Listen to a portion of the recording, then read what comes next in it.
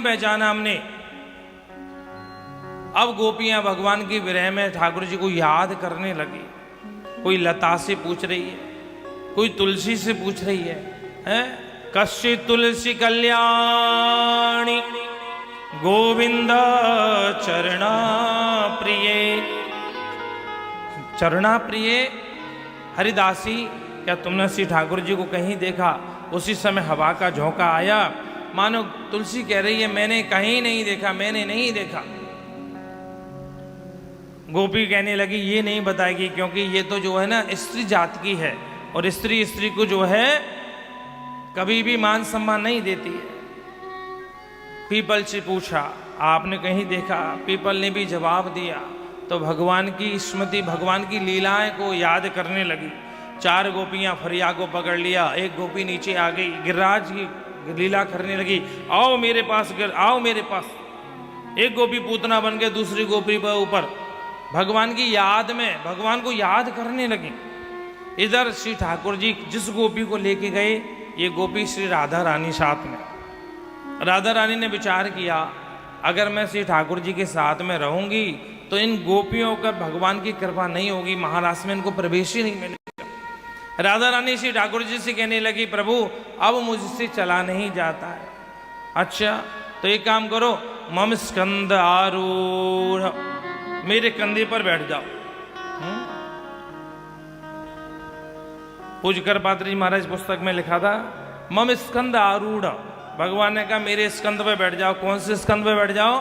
बोले भागवत जी के 10वें स्कंद में आके बैठ जाओ। प्रेम से बोलो राधे राधे।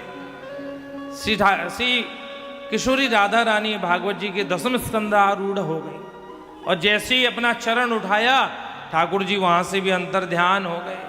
अब गोपियां निकुंज निवृत निकुंज में प्रवेश करके जैसे अंदर आई, श्री जी को देखा, श्री जी के नेत्रों से अश्रुधारा बह रही है। गोपियां विचार करने लगी, हम तो सोच रही थी कम से कम एक तो भाग्यशाली है जिसके संग प्यारे श्याम सुंदर हैं, और ये तो तुम्हें भी छोड़ के चले गए, कहाँ जाके ढूंढे उन्हें।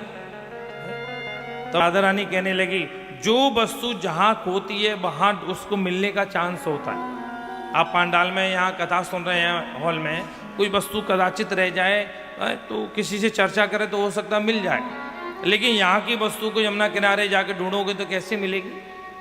गोपियाँ कहने लगी प्यारे श्याम सुंदर हमसे यमुना किनारे बिछुड़े, चलो हम यमुना जी के किनारे चले, वहाँ जाके ढूंढेंगे। सभी गोपियाँ यमुना किनारे आईं और भगवान को पाने के लिए उन्होंने जो गीत गाया वो रोते हुए गाया। आंसुओं में वो शक्ति है कि परमात्मा भी पिघल जाता है आने के लिए ले। और देवियों के पास देवियों का जो बल होता है वो अश्रु बल होता है। और क्या होता है, जोर से डांट दो, किसी बात को कहना तो दो आंसू गिराए नहीं, सामने वाले को तो चुप पड़ना ही पड़ेगा। प्रेम से बोलो राधे राधे। गोपियों ने कहा चलो ठाकुर जी को ऐसी भगवान को गा करके और रो करके 2 तरह से रिझाया जाता है। या तो भगवान को स्वामी हरदास जी ने भगवान को गा के रिझाया, गोपियों ने रो करके रिझाया। भगवान प्रकट हुए यमुना किनारे, गोपियां भगवान को याद कर रही हैं। भागवत में उसे गोपी गीत कहते हैं। 1-2 श्लोक देखते हैं बड़े प्रेम से। गोप्या ऊचु जयति ते दिगं जन्मना व्रजा श्रयत इंदिरा शाश्वत हि दयितदेश्यता प्रेक्षुतावका स्वैरिता सदा स्वाविते